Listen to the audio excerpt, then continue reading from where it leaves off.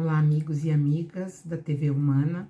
Sou a Nísia Ontem, do programa Limites da Eternidade, e prosseguindo, contando a história que está dentro do Antigo Testamento, com muitos fatos inusitados, curiosos e quase um entretenimento para aqueles que gostam do tema.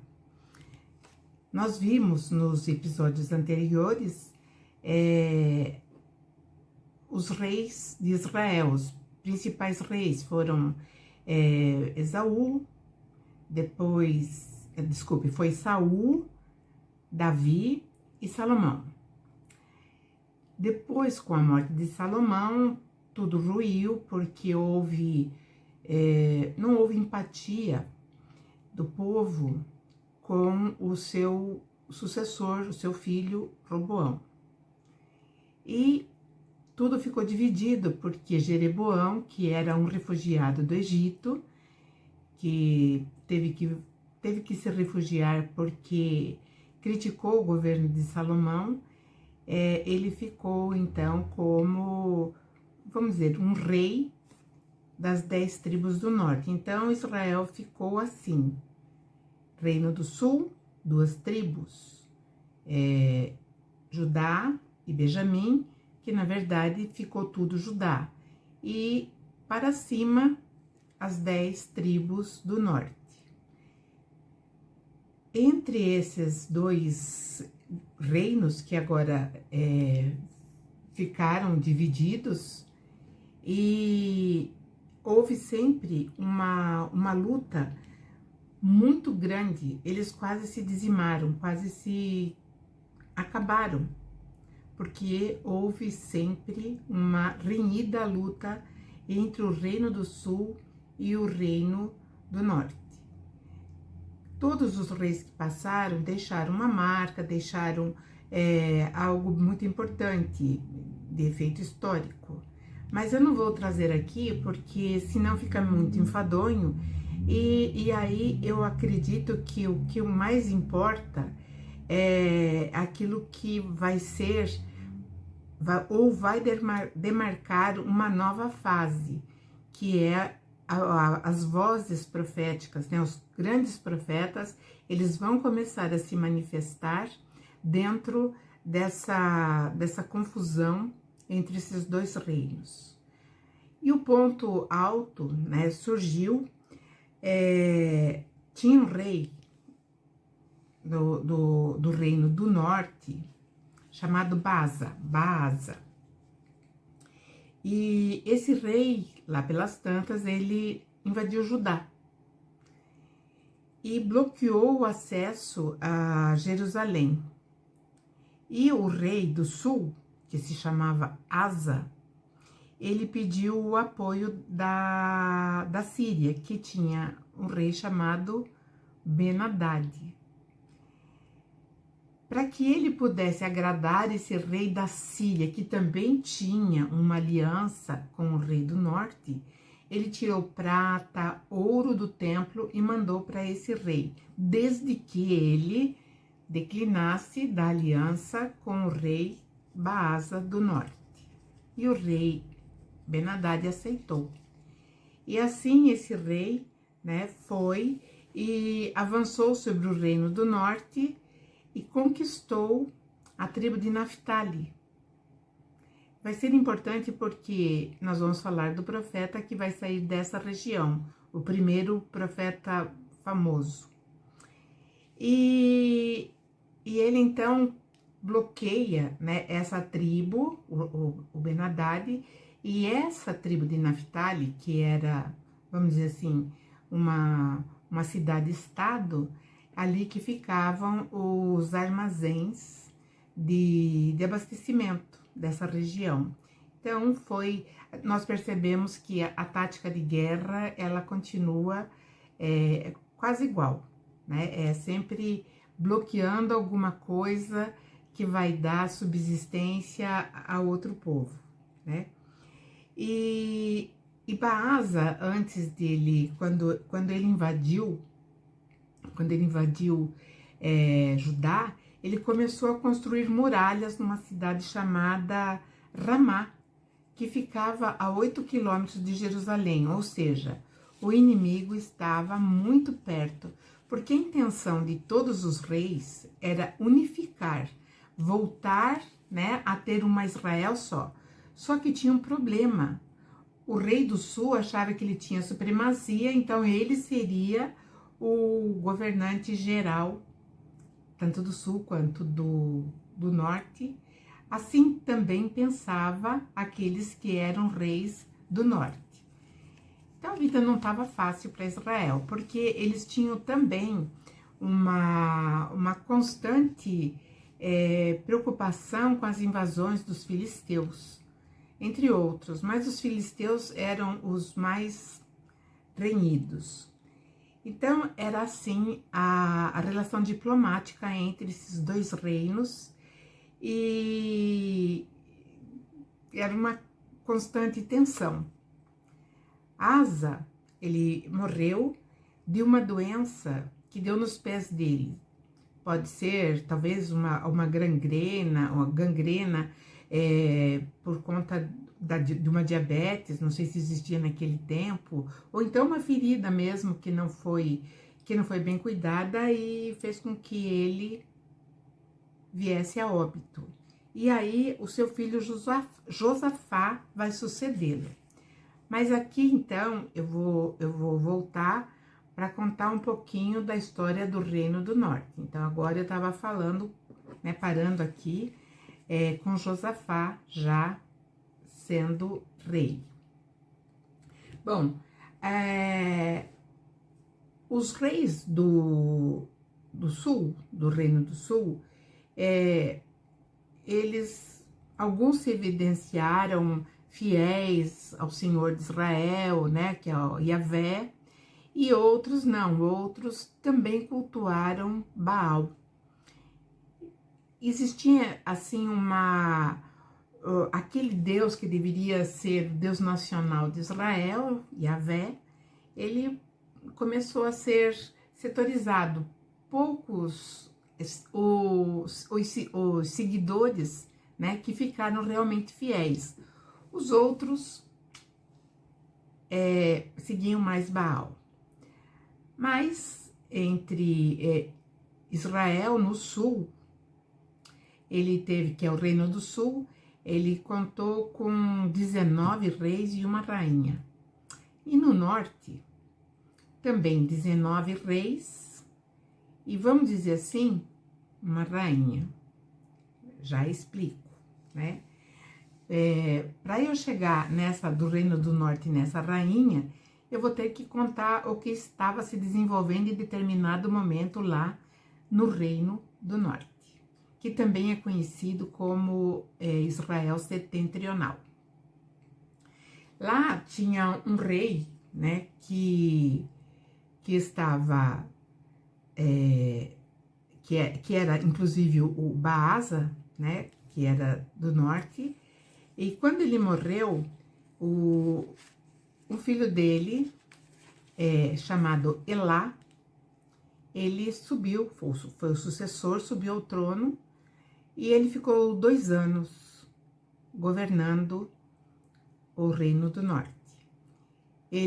A cidade, vamos dizer assim, a capital do Reino do Norte era uma cidade chamada Tirzá. Essa cidade era uma cidade assim que não tinha grandes atrativos, não era estratégica, enfim. Mas era lá que era a capital, Tirzá.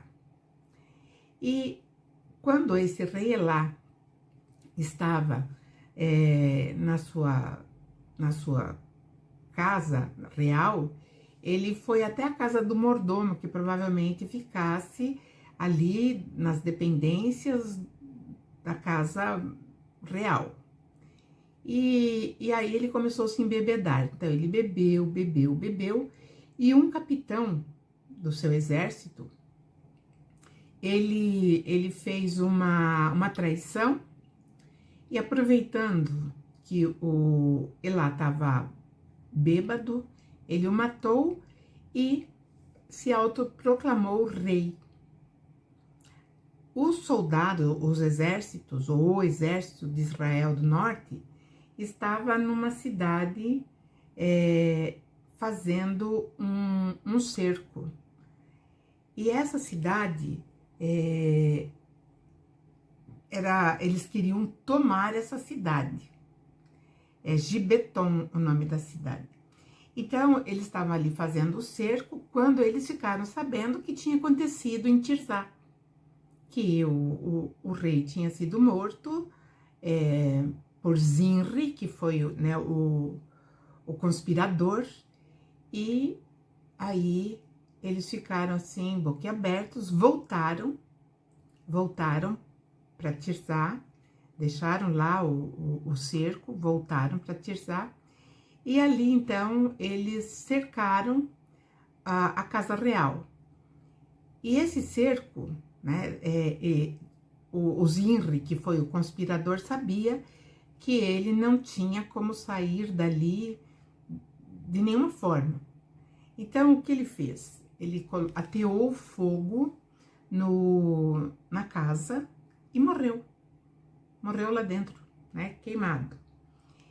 E lá, quando eles estavam ainda no cerco, os homens, os soldados do exército, chamaram um homem chamado Onri e falaram que ele seria o próximo rei. E ele aceitou.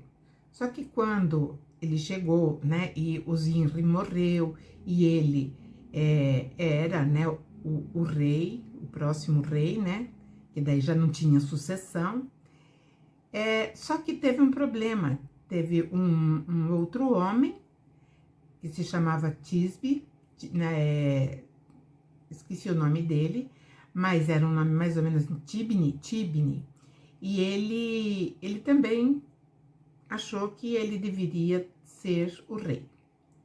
Então ficou meio dividido, 50% queria Onri, 50% queria esse Tibni, né? Só que o Tibni morreu, e aí Onri, ele fica como rei do norte, e ele vai fazer uma dinastia. Quando ele estava como rei, ele mais ou menos sofreu invasões, inclusive existem documentos, né, que falam que ele foi tributário, né, de Senaqueribe, já que era da Síria, né? Então ele foi tributário, ele pagou, e esse documento tá gravado lá acho que tá no Museu de Londres, se não me falha a memória, aonde conta, né, que Henri, ele foi um tributário e pagou muito dinheiro. Ou seja, nem tudo era o que parecia ou o que dá a entender nos escritos bíblicos, porque, vamos falar assim, nós temos a facilidade hoje desses documentos que estão guardados e foram devidamente traduzidos, então nós temos a informação de como aconteceu o fato, de fato, né? Então, Onri, ele fica 12 anos e aí ele morre. E aí, o filho dele que vai sucedê-lo. O filho dele se chamava Acabe, rei Acabe. O rei Acabe, ele casou com uma princesa fenícia, de Sidom, né? Uma princesa sidônia, mas era fenícia. E lá eles adoravam Baal, e o nome dessa princesa era Jezabel. Por isso que eu falei que o reino do norte teria, entre aspas, uma rainha, assim como o reino do sul vai ter, que nós também chegaremos lá. Jezabel, ela era uma mulher tremendamente autoritária, ela se dizia representante dos deuses, ou aquela que trazia, né, a orientação do deus Baal. E Acabe, ele era dominado por ela. Então ele fazia tudo o que ela queria. Então ela ela importou, né, profetas de Baal, lá da Fenícia, e colocou ali. Ela implantou a cultura e a religião no Reino do Norte. E os profetas que eram de Yahvé, os que não se converteram, eles foram assassinados por ela. Porém, tinha um homem ligado ao rei Acabe. Ele era, assim, muito próximo do rei, provavelmente ele fosse até um administrador desse rei. E esse homem, ele conseguiu esconder 100 profetas. Então, ele cavou poço, né? Cobria com vegetação e alimentava com água e pão esses 100 profetas. E a Jezabel, ela era extremamente controladora, ela tinha uma visão, assim, muito forte em relação à religiosidade. Então, o Reino do Norte ficou praticamente dominado por Baal. Que eles sempre foram desse deus, Baal. Que esse deus Baal, sempre eu gosto de frisar, ele não nasceu lá em Canaã. Na verdade, esse deus, ele vem do Egito. Muitos dizem que era um deus cananita, que era rival de Yahvé ou Jeová. E na verdade não. Esse deus Baal, que Baal significa Senhor. Ali em Canaã, que eles tinham eles não falavam hebraico, provavelmente fosse o aramaico, que hoje seria um grego um árabe mais popular. Então, essa região toda ali, ela havia sido invadida. Então, eu volto outra vez a falar, né? Tinham 4 regiões na Terra. A primeira era toda aquela região ali, onde hoje nós encontramos a Turquia, Irã, Iraque, Cisjordânia, Arábia Saudita, Transjordânia, enfim, Israel, toda aquela região fazia parte da primeira região, que era de um deus chamado Enlil. Era ele que tinha responsabilidade ali para fazer a implantação da humanidade. E aí houve, então, uma disputa, e essa disputa ela foi muito acirrada, porque o outro filho do pai que está no céu, porque assim, esse pai que está no céu, na verdade, é um deus estrangeiro, mas que, segundo consta, né, é um planeta que tem uma, vamos dizer assim, a sua órbita, ela é elíptica e muito diferente. Então, ele vai muito além do Sol, ele vem, ele volta. E esse Pai do Céu, que é esse Deus que está fora do nosso planeta, ele por responsabilidade diante das outras hierarquias governamentais que existem, né, e é natural que exista essa hierarquia, porque afinal de contas, o nosso sistema solar é um pitico, ele é pequenininho, ele gira lá quase saindo no braço da nossa galáxia. Então, nós, por um triz, a gente não caiu fora da galáxia que nós habitamos, né? A Via Láctea. E esse Pai do Céu, então, ele deixou esses 3 filhos, que eram 2 homens e uma mulher, para que eles colocassem ou implantassem a humanidade terrestre dentro da moralidade, da justiça, né, que era o modo correto de se viver. Então, esse filho que ficou como governante geral, que Enlil, que foi tido como deus dos deuses, ele era aquele que tinha a maior responsabilidade. O outro filho, que era também, e foi muito importante para a história, pelo menos da nossa humanidade até aqui, ele tinha que implantar. Então, um dava as diretrizes e o outro implantava. Cada qual ia receber uma parte. Então, essa região ali, onde a África e todo o Oriente Médio, se estendendo até por outras terras, até China, assim, elas eram comandadas por esse trio. E a filha, a única mulher que esse Pai do Céu tinha, né, ou tem, ela ficou como a Senhora da Montanha, aquela que guardava coisas importantes, que ficava no deserto do Sinai. Bom, essa história é bem interessante.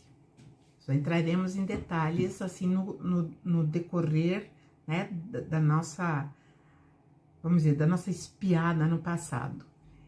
Então, esse senhor, né, que era o governante da terra, que era o senhor do comando, ele realizou, né, muitas coisas interessantes, inclusive o primeiro, vamos dizer assim, código, não foi de Hammurabi, foi bem anterior. Então, esse código dava ali, né, as responsabilidades de qualquer cidadão, como deveria se comportar. Então, vamos dizer assim, o foco governamental dele é faça o que quer que te faça.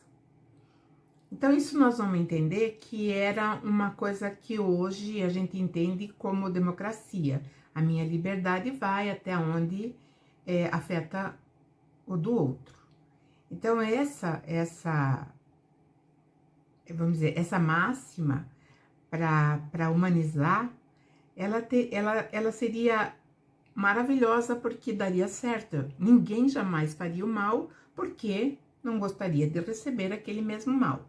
Bom, então isso estava dando muito certo lá na primeira região. Ele era chamado, inclusive, de Pai Enlil.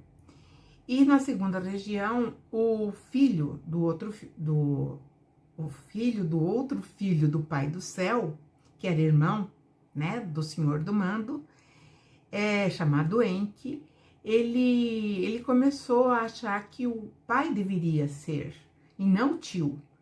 E aí começa uma pressão muito grande, porque ele queria, sim, que o título fosse do pai, que ele fosse o senhor do comando, que ele seria o deus dos deuses. E aquilo foi crescendo, até esse deus Enki, que era responsável pela segunda região, aonde o Egito ficou como, vamos dizer assim, como a capital, né, da segunda região. Então, ele não aguentou, e ele gostava muito de pesquisas, de estudar. Ele era geneticista, engenheiro, um monte de habilidades que ele tinha. Então, ele se afasta e deixa o filho no lugar.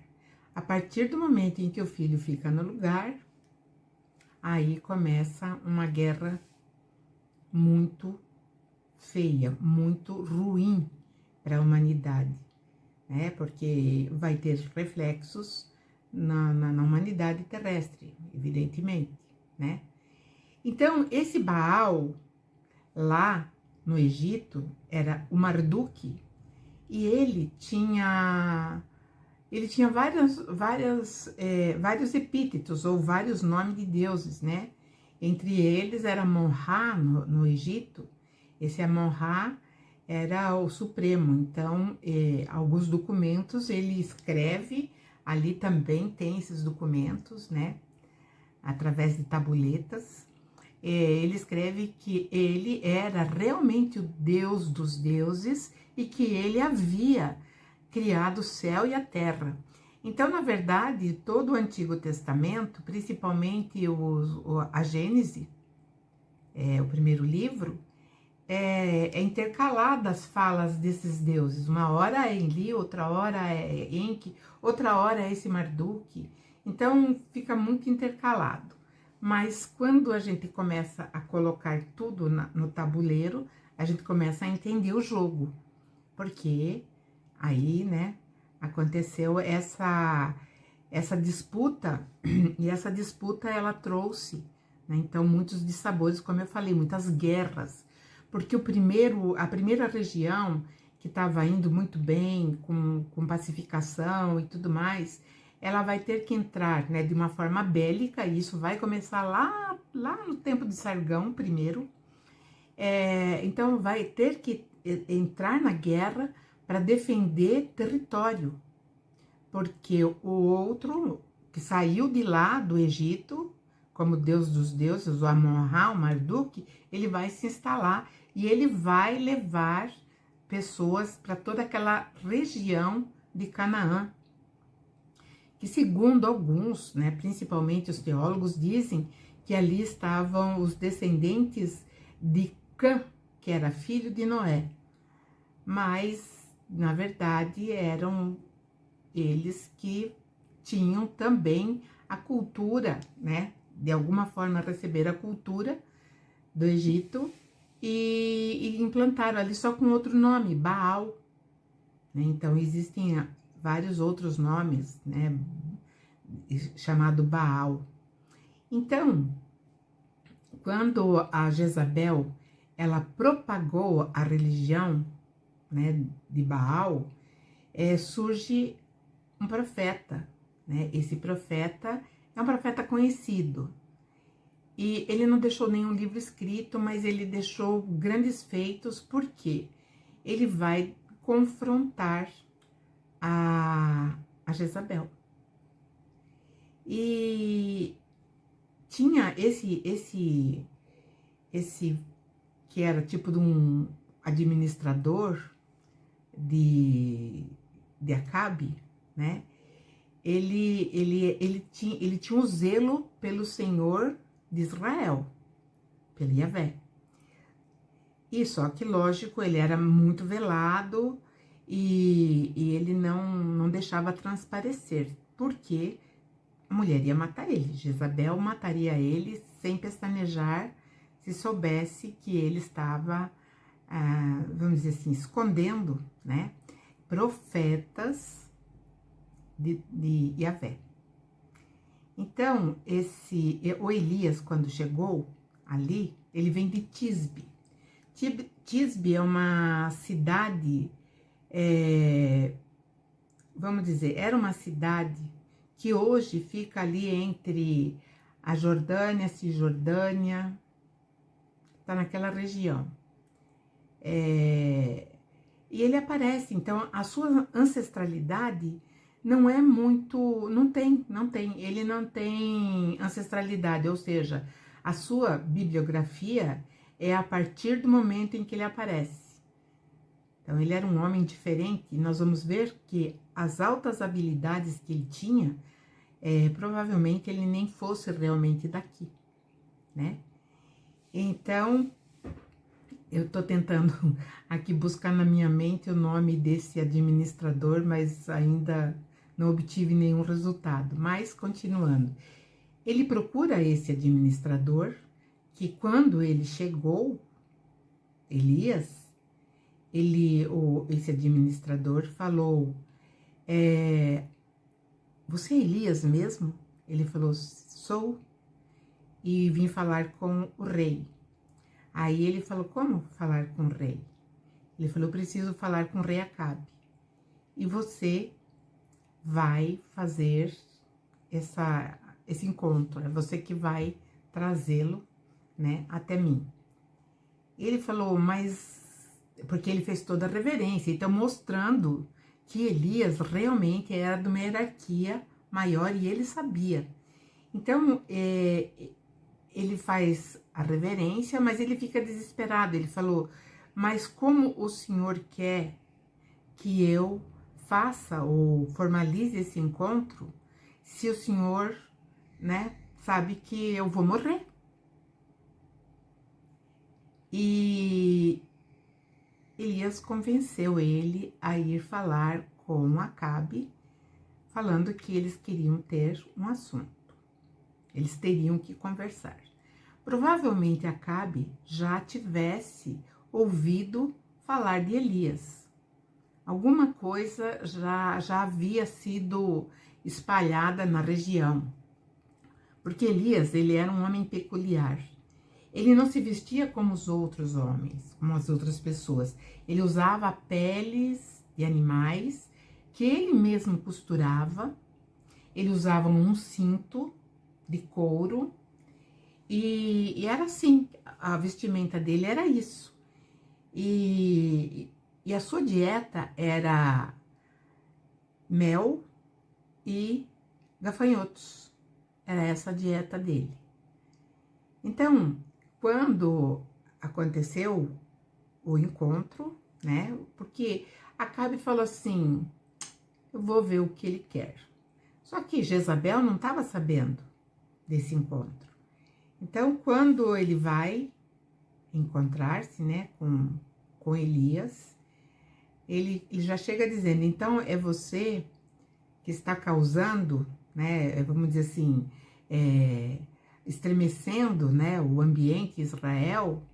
Ele falou: não, eu não.